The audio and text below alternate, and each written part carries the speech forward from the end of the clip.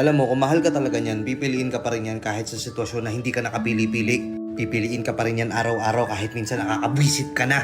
Pipiliin ka pa rin yan kahit marami na nagsasabi sa kanya na huwag ka nang piliin. Yun ang totoong pagmamahal.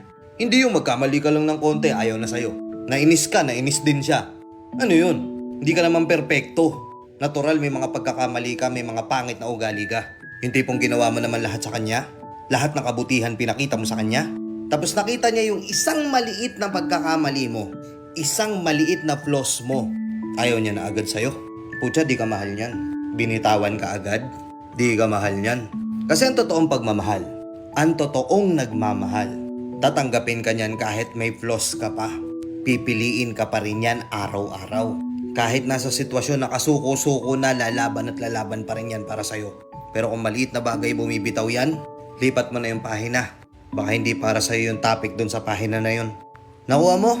Ganun ang totoong nagmamahal.